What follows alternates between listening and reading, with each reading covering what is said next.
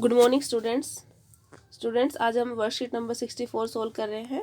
Subject English, date है 10/12/2020। आज की जो आपकी वर्कशीट है वो एक पोएम है, द स्नेक इज ट्राइंग, जिसको डब्ल्यू रोज ने लिखा है। जो पोएट है वो वो नेचुरल पोएट है। और जो in this poem snake trying, snake has been depicted as a victim. इस जो ये पोएम है इसमें स्नेक को एक विक्टिम बताया गया है, पीड़ित बताया गया है।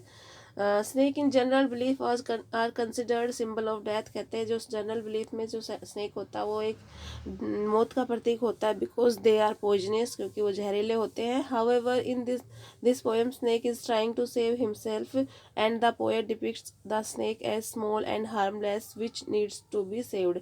लेकिन इस पोएम में जो स्नेक है अपने आप को बचाने की कोशिश कर रहा है, इसलिए पोएट ने इसमें इसको उनको विक्टिम और हार्मलेस बताया गया, जिसको हमें बचाने की ज़रूरत है।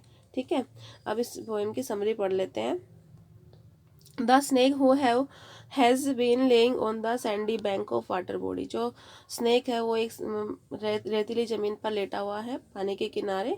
ए पॉन्ड और स्ट्रीम, ये पॉन्ड हो सकता है या स्ट्रीम हो सकता है। Is trying to escape from a man pursuing it with a stick. अब वो बचने की कोशिश कर रहा है किससे? एक आदमी से जिसके हाथ में स्टिक है। As it's generally glides away curving his thin long body. और वो कैसे जा रहा है? ग्लाइड करते हुए जा रहा है, अपनी बॉडी को कर्व करते हुए दूर जा रहा है उससे बच के। The snake looks very beautiful. Snake बहुत सुंदर दिखाई दे रहा है। जब वो जा रहा है ग्लाइड करके, जो ऐसे ऐसे चल रहा है, तो वो बड़ी सुंदर दिखाई दे रहा है। It glides through the water trying to escape from the stick. और वो ग्लाइड करते हुए किस पे से जा रहा है? पानी पे से जा रहा है। किससे बचने के लिए? स्टिक से बचने के लिए। The poet pleads to the person attacking the snake to let go over water into the reeds to hide. लेकिन पोएट जो है वो प्लीड कर रहा है, प्रार्थना कर रहा है उस आदमी से कि मत उसको अटैक मत करो स्नैक पे और उसको जाने दो पानी में, रीड्स में। रीड्स मतलब होता है सरकंडे जो उगे होते हैं ना पानी के अंदर, जो पेड़ पौधे उगे होते हैं, उसमें जाके छुप जाने दो। एंड नोट हर्ट इट, और उसको हर्ट मत करो। He highlight that it is a small green snake. वो हाईलाइट बताता है कि वो छोटा है, एक ग्रीन कलर का स्नेक है, कम्प्लीटली हार्मलेस, और बिल्कुल ही हार्मलेस है, किसी को नुकसान नहीं पहुंचाएगा। इवन टू स्मॉल चिल्ड्रन, छोटे बच्चे को भी नहीं। The snake lies on the sand until it is observed and it is chased away.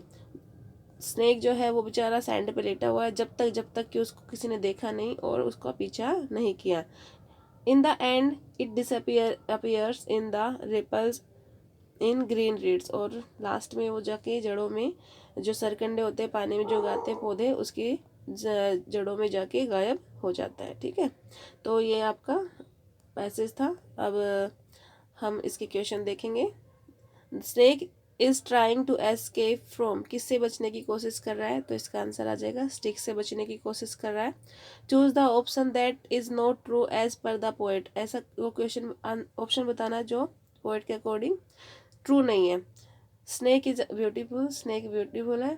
ठीक है, पोएट ने स्नेक को डेंजरस नहीं बताया है, तो इसमें आ जाएगा सी ऑप्शन। ठीक है, there is a word from poem vanish. Choose the word which does not match its meaning. Vanish माने होता है गायब हो जाना। ठीक है, तो डिसअपियर माने भी गायब हो जाना, इनविजिबल भी गायब हो जाना, फेड माने भी हल्का पड़ जाना, गायब हो जाना। तो इसका आंसर हो जाएगा अपीयर, ये इसका आंसर है। ठीक है, अब नेक्स्ट क्वेश्चन है क्वेश्चन नंबर 2 का पहला टास्क है हमें, how does poet describe beauty of snake. Beauty of snake कैसे बताया गया है? तो उसने बताया है it is a small snake, छोटा सा स्नेक है, ग्रीन कलर का है और अपनी बॉडी को कर्व करते हुए जा रहा है। उसकी जो शेप है बहुत ग्रेसफुल और ब्यूटीफुल है। ठीक है, उसकी जो वो हार्मलेस है, ग्रेसफुल है, ब्यूटीफुल है। ठीक है, तो इस तरह से उसकी सारी क्वालिटीज़ को बताया गया है।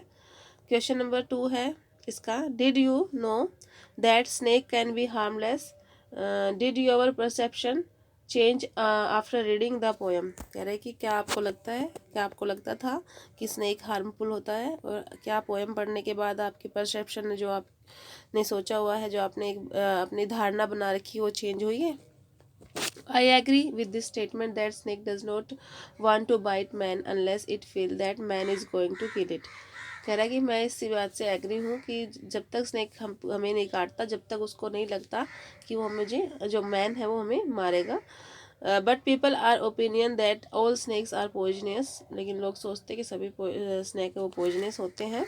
And it their nature to bite man, और उनकी नेचर लोगों को काटना. So they want to kill it, इसलिए लोग उसको मारना चाहते हैं. ठीक है. क्वेश्चन नंबर 3 है, was the snake able to escape how. क्या स्नेक बच पाया? हाँ, बच पाया था वो. Yes. Stick aimed at the snake. Snake पे जब स्टिक मार रही थी, snake knows well it that it can harm it. Snake को पता था वो उसको हार्म कर सकती है, और उसकी जो स्मेल करने की जो सेंस होती है वो खतरे को पहचान लेती है, और उसको पता है कैसे उसे बचना चाहिए. इसलिए वो ग्लाइड करते हुए, इधर से उधर उड़ते हुए, ग्लाइड करते हुए वो जाके लास्ट में वैनिश हो जाता है, गायब हो जाता है ग्रीन स्लिम रीड्स के बीच में. ठीक है. अगला क्वेश्चन है, हैव यू एवर चेज्ड और सेव्ड एन एनिमल. क्या तुमने किसी का पीछा किया या किसी को बचाया है? वाई, क्यों, और क्या उसने कभी आपको हार्म किया? आपके क्वेश्चन को डिस्क्राइब करना है. ठीक है.